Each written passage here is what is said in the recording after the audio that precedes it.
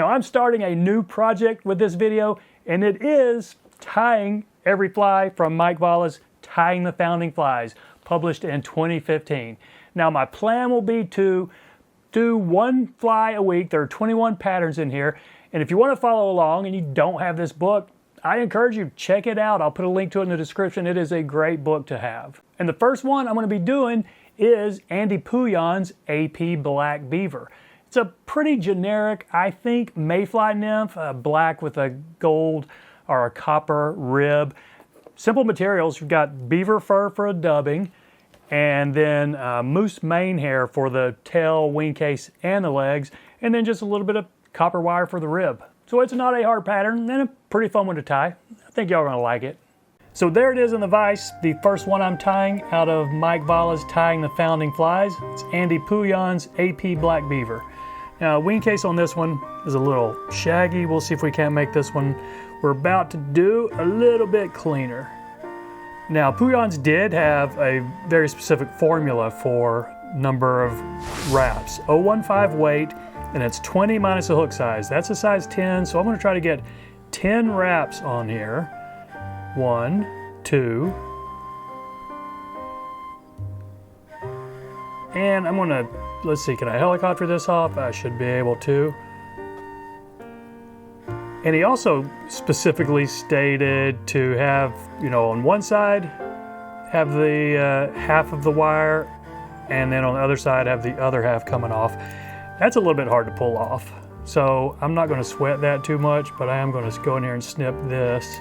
And don't worry, these are my poopy last year's scissors. So I've got 10 wraps here. That was 20 minus the hook size, size 10. So close to the front, not all the way up, because we got a little bit going on up front, but a few eye lengths back, I think. Now black thread, I want to put a little dam right here. I need to spin this clockwise to cord that thread up. Put a little dam behind it, a few wraps up over it, and dam it to the front, and then take it back to the back of this weight. Now for the tail, the wing case, and the legs, moose mane hair. So some of this stuff, black moose mane hair. Put about 25 hairs in your stacker. Let's see if that's stacked okay. Looks like it did all right. And I'm gonna catch this in right where my thread is hanging, but judge the length. We've got not a terribly long tail, but not insignificant. So let's catch this in right here. And you can put some pretty tight wraps. We're gonna take it all the way to the back. And before we prop that tail up, which we are gonna do, let's go ahead and cut about half of these off. We tied in a good sized chunk because we need a wing case, but we don't want the tail that big. So I think that's probably good. I could probably go cut a few more, but I'm gonna leave it at that. And Pouillon's did prop these up a little bit, kind of a signature to his nymphs here. So put a couple wraps on there. We're going to prop that up a little. We'll prop it up again with our rib, our wire rib, which is going to be a small copper wire. So let's go ahead and catch this one in. And I'm just going to catch it in on the side here, closest to me.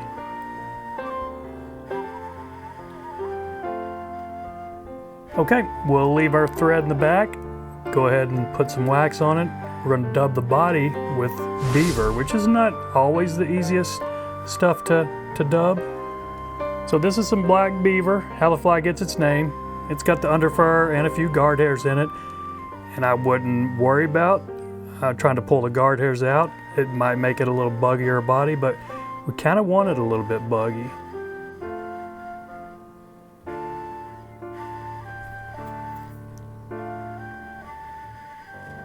So my goal there was to get a noodle long enough that I can get one wrap up here in front of this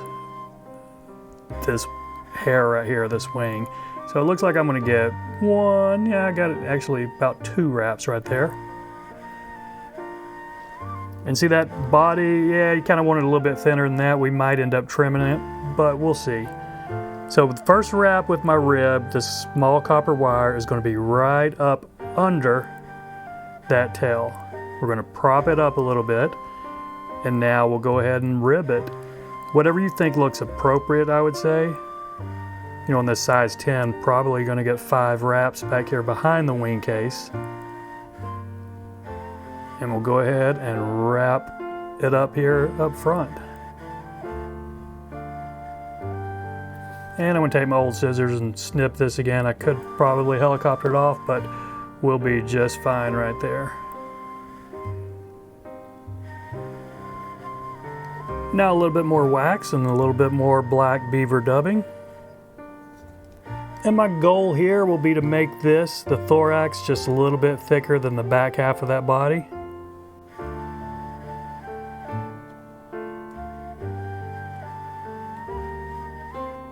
All right, let's see what this is going to do for us. Need a little bit more.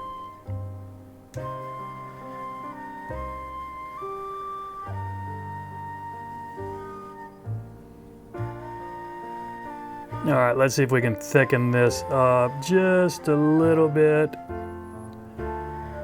Okay, I think, yeah, that's pretty close.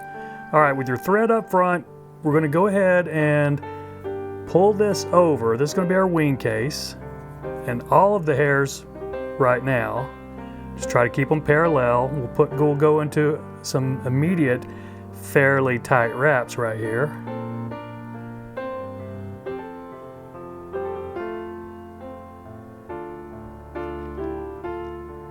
Okay, and we're gonna have a little cleanup. I got some of the beaver guard hairs sticking out all over the place. But what we do next, pull 3 hairs for the legs off to either side.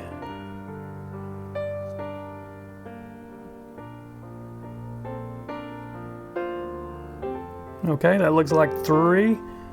Now we'll snip all the rest of this from the excess from our wing case here.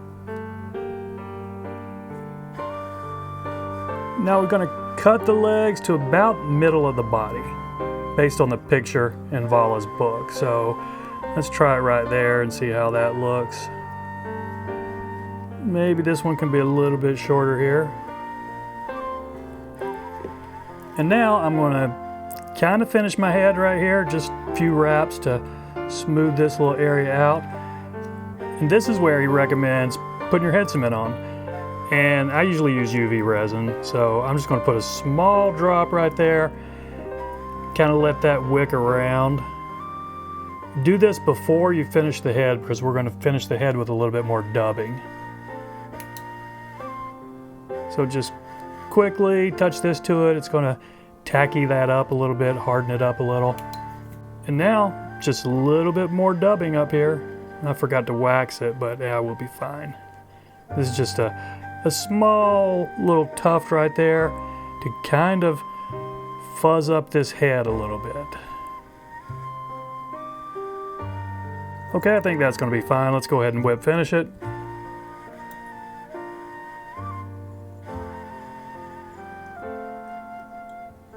Now let's take a look. Do we have any cleanup? Oh yeah, I've got guard hairs sticking out all over the place. It looks like extra legs.